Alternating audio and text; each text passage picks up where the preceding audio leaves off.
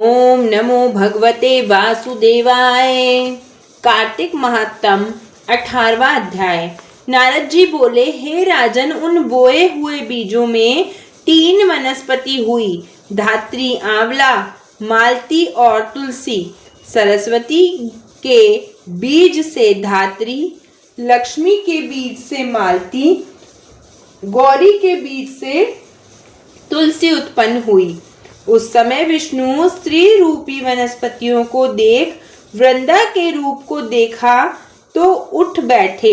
कामातुर विष्णु ने प्रेम पूर्वक उन्हें देखा, तब तुलसी और धात्री उन्हें देखने लगी। लक्ष्मी ने ईर्ष्या करके बीज दिया था, अतः उससे उत्पन्न स्त्री लक्ष्मी से ईर्ष्या करने वाली हुई। इस कारण इसका नाम अति बर्बरी रखा। यह निंदंत हुई। धात्री और तुलसी विष्णु जी को प्रीति देने वाली हुई। विष्णु जी अपना दुख भूल देवताओं के साथ ले बैकुंठ भवन पधारे। इसी कारण कार्तिक के व्रत व उद्यापन में तुलसी के पास विष्णु का पूजन होता है। तुलसी का वृक्ष सब पापों को हरने वाला और कामों को पूर्ण करने वाला है। जहाँ तुलसी होता है वहाँ यमदूत नहीं आते, न वे लोग यमराज के दर्शन करते हैं। नर्मदा का दर्शन, गंगा स्नान और तुलसी के वृक्ष लगाने व पालने से, पानी देने से, दर्शन करने से, स्पर्श से मनुष्य के वाणी, मन, काम के पाप जला देते हैं। जो तुलसी की मंजरी से विष्णु व शिव की पूजा करता है वह गर्भ में नहीं आता और मुक्ति को प्राप्त होता है। पुष्कर जैसा तीर्थ, गंगा जैसी नदी, वासुदेव जैसे देवता तुलसी दल में निवास करते हैं। तुलसी के जड़ की रज लगाकर प्राणों को त्याग करने वाला पापों से मुक्त हो जाता है, विष्णु के समीप रहता है। तुलसी की लकड़ी धारण करने से पाप स्पर्श नहीं करते। हे राजन, तुलसी की छाया में किया श्राद्ध अक्षय होता है, अतः वही पिंड देना चाहिए। और आंवले की छाया में पिंड दान से नरक में भी पितर मुक्त हो जाते हैं। आंवले का फल तुलसी और द्वारिका की रज शरीर में लगाने वाला जीवन मुक्त कहा जाता है। आंवले व तुलसी दल मिले जल का स्नान करने से गंगा जल के स्नान करने जैसा फल मिलता है।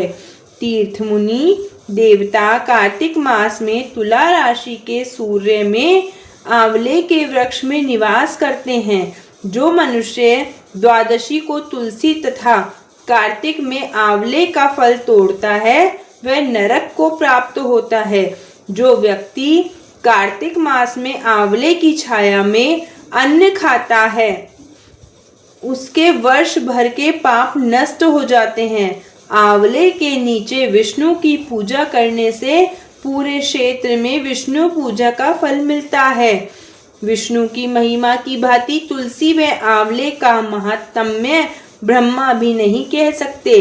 आंवले व तुलसी के जन्म की कथा भक्ति से सुनने और सुनाने से मनुष्य निष्पाप हो पूर्वजों सहित विमान में बैठकर स्वर्ग को प्राप्त होते हैं। ओम नमो भगवते वासुदेवाय। ईली और घुण की कहानी। एक ईली और घुण था। ईली बोली, आओ घुण, कार्तिक नहाए। घुण बोला, तू तो गोरी पड़ी है, तू नहा ले। मेरे तो मोठ बाजरा पड़ी है, मैं तो नहीं नहाऊंगा। मैं तो हरे हरे बाजरे का सिट्टा खाऊंगा, ठंडा पीऊंगा। बाद में ईली तो राजा की लड़की के पल्ले लगकर चली गई और घुण नहीं नहाया। कार्तिक उतरते ही दोनों मर गए। बाद में ईली ने कार्तिक नहाने के कारण राजा के घर में जन्म लिया और घुण राजा के घर गधा बना। जब बेटी के विवाह का सावा निकलवाया तो विवाह का दिन निकल गया। वह ससुराल जाने के लिए विदा होने लगी तो बेटी की बैलगाड़ी रुक गई।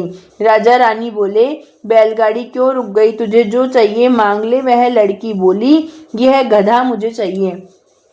तो वह बोले, यह क्या मांगा, यह मत ले जा, जो चाहे और धन दौलत ले जा। परंतु वह नहीं मानी, कहा मुझे तो ये गधा ही चाहिए। तो वह फुदक फुदक कर भागने लगा। जब लड़की महल में जाने लगी तो उसे सीढ़ी के नीचे बांध दिया। जब सीढ़ी उतरने लगी तो गधे ने कहा, हे सुंदरी, हे लड़की, थोड़ा पानी पिला दो। तब लड़की ने कहा, आ नहा ले। तब तूने कहा था मैं तो बाजरा सिट्ठा खाऊंगा और ठंडा ठंडा पानी पीऊंगा। उनकी आपस में बात देवरानी और जेठानियों ने सुन ली। देवर को सिखा दिया, तू क्या जादूगरनी लाया है, यह तो जानवरों से बात करती है। तो वह बोला, मैं कानों नहीं सुनी नहीं मानता, आंखों देखी ही मानूंगा।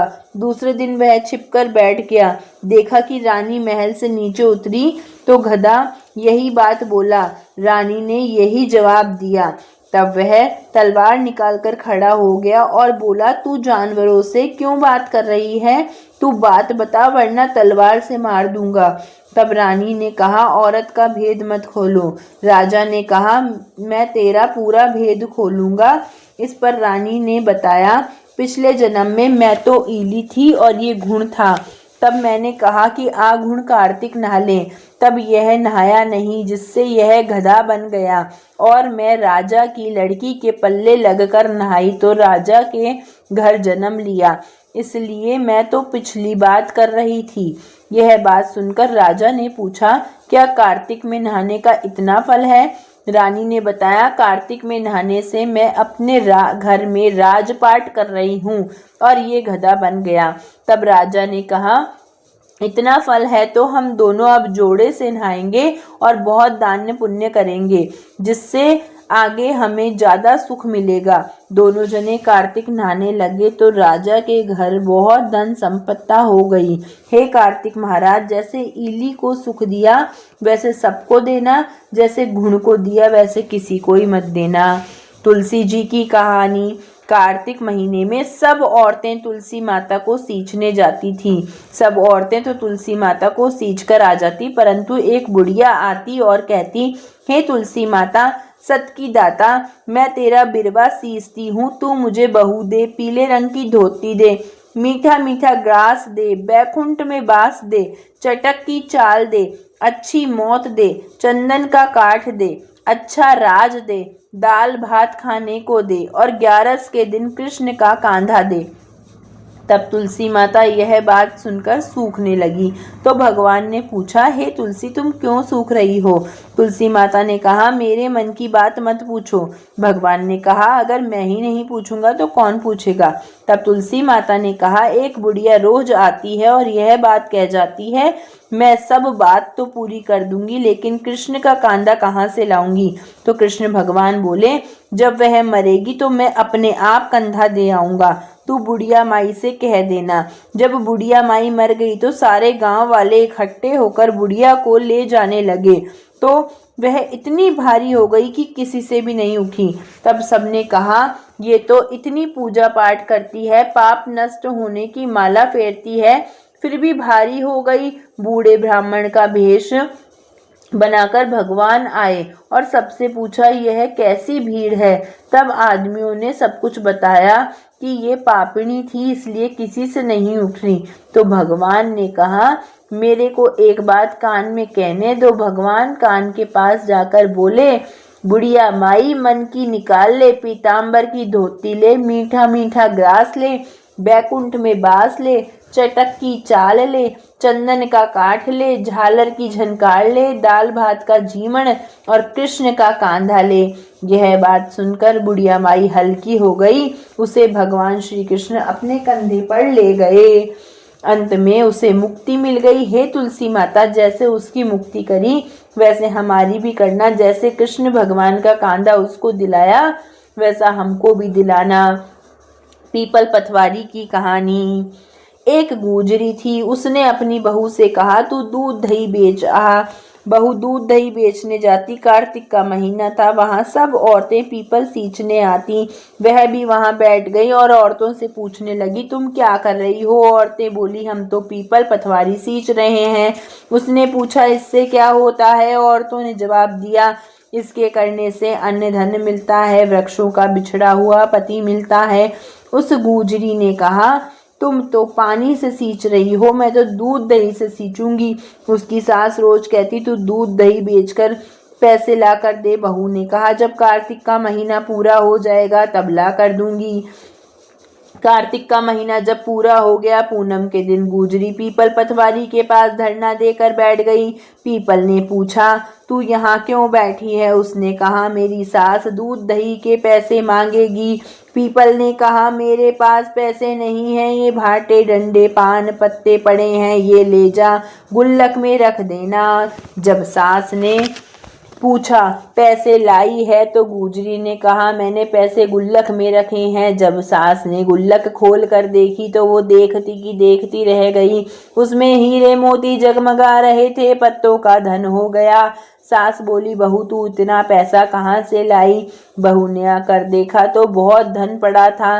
तब गुजरी ने कहा, सासू जी, मैं तो 1 महीना दूध दही से पीतल की पटवारी को सींचा था और मैंने उससे धन मांगा था, तो उसने मुझे भाटे डंडे पत्थर दिए, मैंने गुल्लक में रख दिए, वह हीरे मोती हो गए। तब सासू ने कहा, अब की बार मैं भी पटवारी सींचूंगी। सासू दूध दही तो बेच आती और हांडी धोकर पीपल पटवारी में रखाती और बहू से कहती, तू मुझसे पैसे मांग। तो बहू ने कहा, कभी बहू भी सास से पैसे मांगती है क्या? तो सास बोली, तू मुझसे पैसे मांग। तो बहू ने सास से दूध दही के पैसे मांगे। सासू जी ने पीतल पटवारी के पास जाकर धरना देकर बैठ गई। पीपल के डंडे पत्ते पान भाटे उसे भी दे दिए और कहा, इन्हें गुल्लक में रख लेना। जब बहू ने गुल्लक खोल कर देखा तो उसमें कीड़े बिलाव चल रहे थे। गुजरी ने सास से कहा, ये का? ये तो सास देखती की देखती रह गई। पीपल पटवारी ने तुझे तो अन्न धन हीरे मोती दिए, मुझे कीड़े मकोड़े दिए। तब सब बोले, बहू तो सच से सींचती थी, सासू धन की भूखी से सींचती थी। इसलिए हे पटवारी माँ, जैसे बहू को दिया वैसे सब कोई को देना, जैसे सास को दिया वैसे किसी को ही मत देना। जय हो पीपल पटवारी की जय। लपसी तपसी की कहानी। एक लपसी था, एक तपसी था। तपसी तो भगवान की तपस्या करता और लपसी सवा सेर की लस्सी बनाकर भगवान के भोग लगाता, लोटा हिलाकर जीम लेता। एक दिन दोनों लड़ने लगे।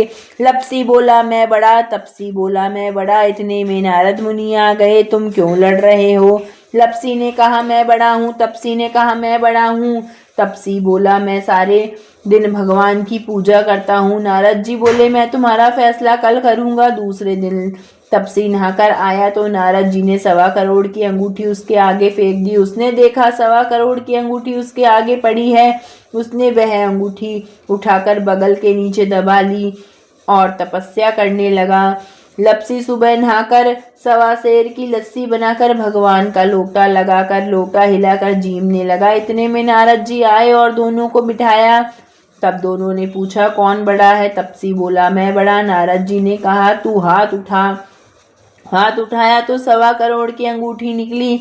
तब नारद जी बोले, ये अंगूठी तूने चुराई है, इसलिए तपस्या भंग हो गई, इसलिए लपसी बड़ा है। तपसी बोला, महाराज मेरी तपस्या का फल कैसे मिलेगा? नारद जी बोले, तेरी तपस्या का फल कार्तिक नहाने वाली देगी।